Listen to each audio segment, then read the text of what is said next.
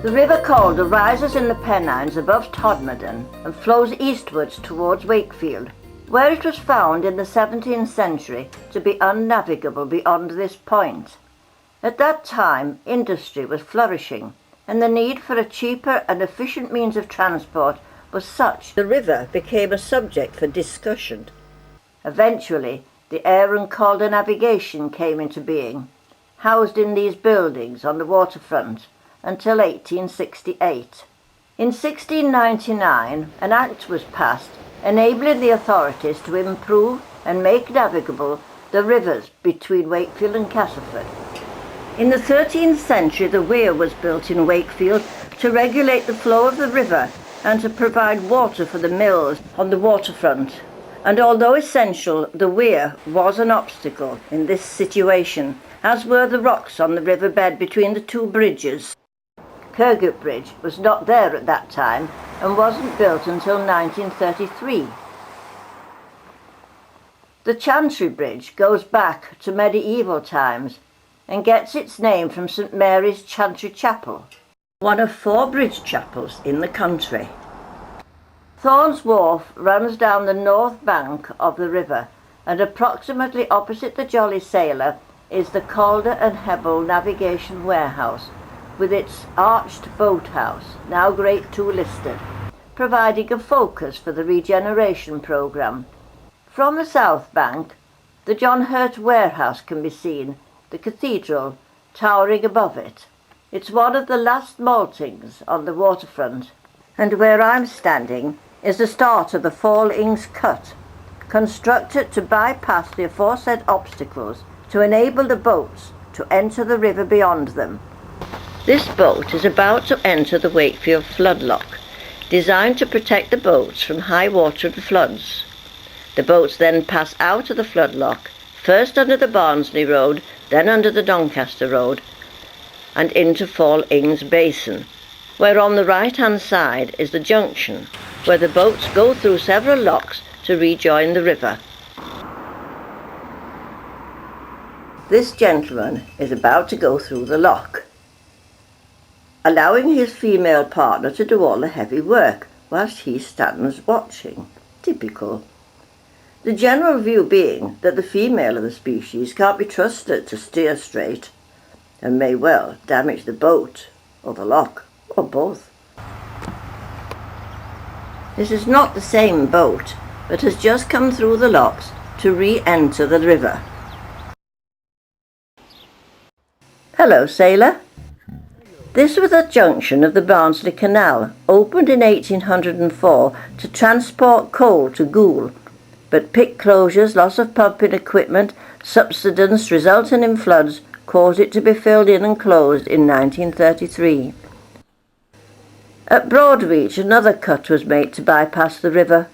It runs for 4.5 miles and is called the Calder Cut. It crosses over the River Calder via an aqueduct at Stanley Ferry.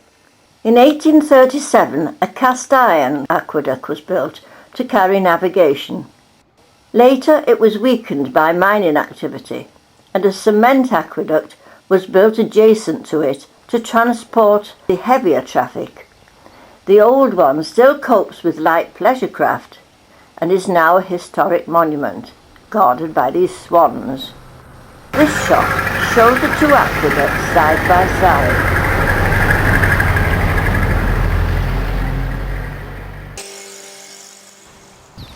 The pub at Stanley Ferry has had many names, but my favourite was the Tom Pudding, as it is unique and pertinent to this area. Now the mill house, it has been extended over the years. The front of the building is the old point where the coal from Loft House and other collieries would be tipped down a chute, rather like this, into a pan or Tom Pudding. They were then joined together and pushed by a tug. They were often called a river train. In places, they could be pulled out of the water onto a bogie to be filled at the pit. Once, the only way to cross the river was by a ford, since when there has been a small ferry boat and a toll bridge, but today it is a road bridge built in 1972 and opened by Harold Wilson. Still in the Calder Cut, at Foxholes, near Bottom Boat, this lock gives access to the river. And at Old Toffs, walking along the canal bank, accompanied by this boat, the end of the cut came into view in the shape of a Y. To the right, this side of the railway, was the Old Toffs lock, now desolate, no longer in use, its locks gone. On the other side of the railway, at Fairy Hill, more locks used to lead the boats back to the river. It now seems to be a private mooring. To the left of the Y and fully working is the Wood Nook Lock, complete with an attractive cottage for the man in charge, with everything spick and span. Well, he's a satisfied customer anyway.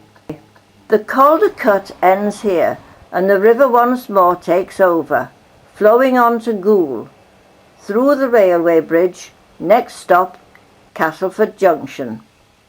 This boat has just come down the River Aire, is passing the River Calder, and is heading for the Castleford Cut. The River Aire meets the River Calder to form the Aire and Calder navigation. The River Calder is opposite, the River Aire to the right, where two men are fishing. No wonder they look worried. If he's waiting for it to turn green, he'll have a long wait.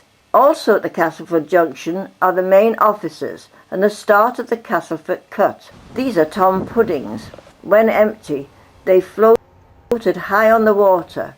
When full, they had to be pushed and were often called push and tow boats. Along the right of the cut are many waterside premises, pottery, glass, oil, and this boat is heading for Hickson's Chemical Works, where some years ago an explosion blew all the windows out for miles around without seriously hurting anyone, even him. The boat is now entering Bullholme Lock, an exceptionally large lock designed to take full trains of Tom Puddings and compartment boats. Here they are, ready to set sail to Goole, at which point we turn back and follow the duck.